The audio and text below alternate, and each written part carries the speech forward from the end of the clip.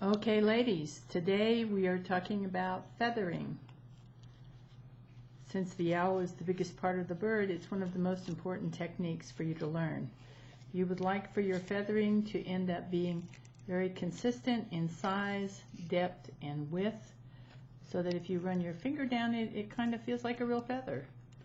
So the technique is not complicated, but it does require practice. Practice, practice, practice. So we're going to talk about the techniques for doing that.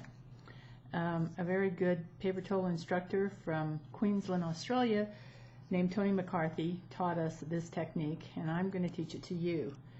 One of the first things you want to do is try to cut out some little feathering shapes from the perimeter of your print.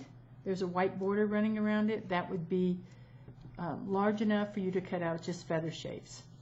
And then the next thing you're going to do is you're going to take your stylus and run down the center of the feather so that you know where the middle is.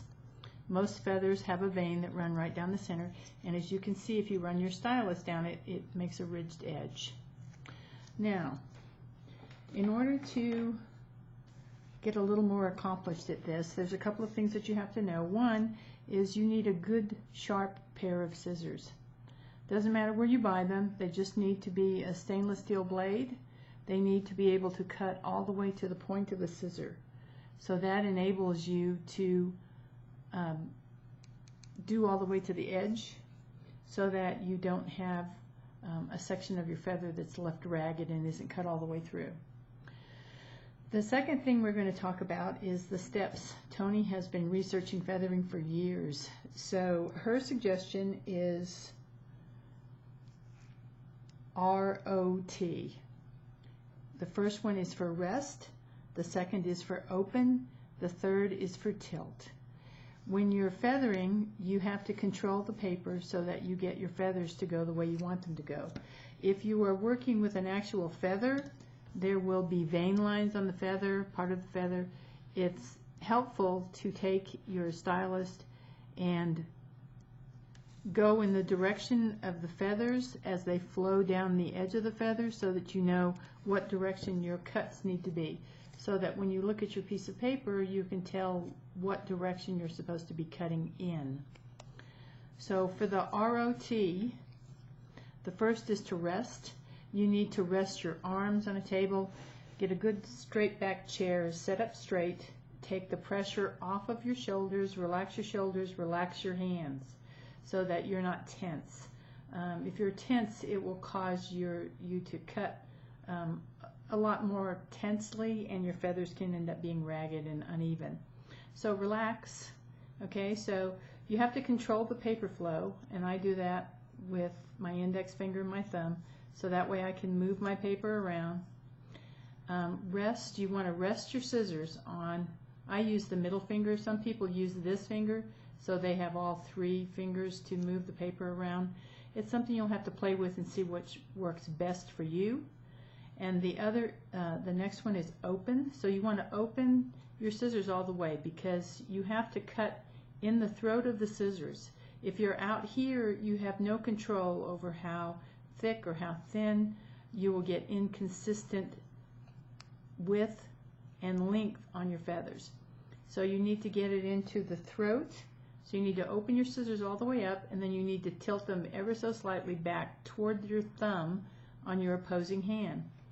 Now, for me, that does two things. It allows you to see the feather as you cut it, and it's supposed to help control your curling.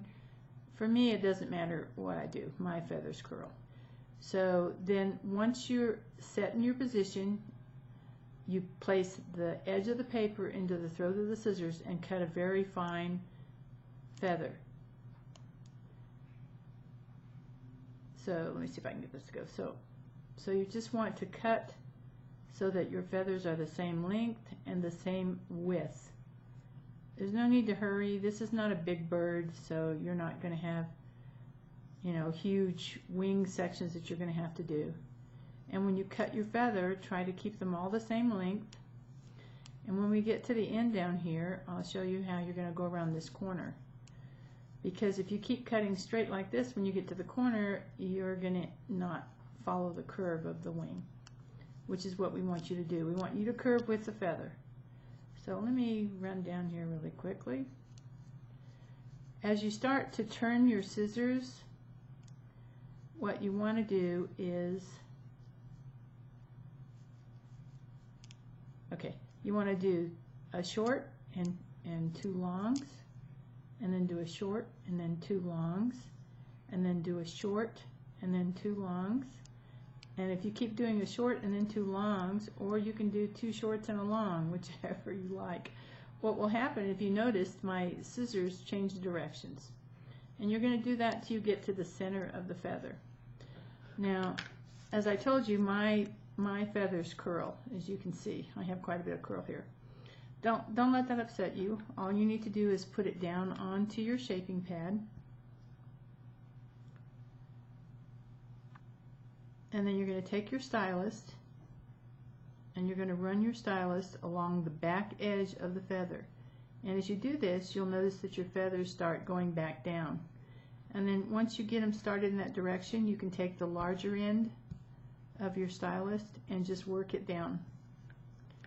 And as you go down, your feathers will start to lay back down where they belong. And if you have to do it twice, you can do it twice. I usually do it from one side, and if that doesn't get it all back down, I turn it over and go from the other side. So you're just trying to get them to lay back down so they're not standing straight up. And then for me, because my feathers curl tremendously, I usually end up taking my fingers and just running them down the feather. And then as you notice, it'll start to lay back down where it belongs, so that you have this nice little, oops, feathered edge.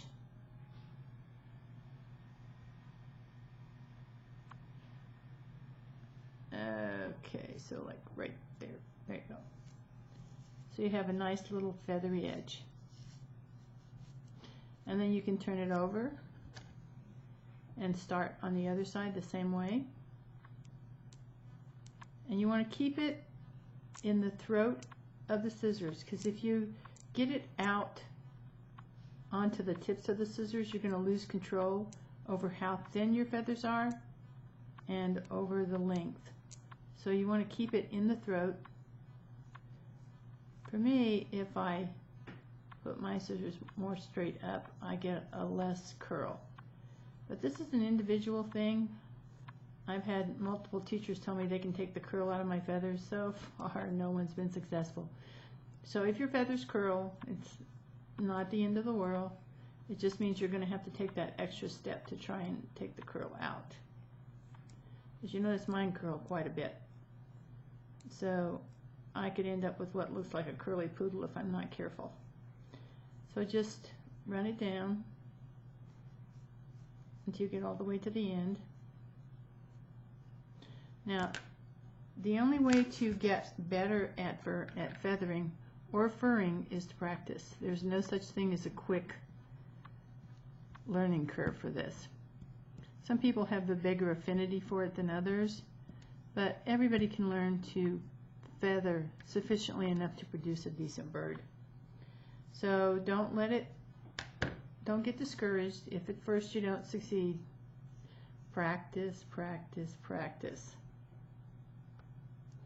Okay, so this is what we're going to talk about as far as how to do the feathering. So when you run your fingers down, it looks like a little feather. Okay, from either side. And then I'll be back in a minute and we'll talk about this owl.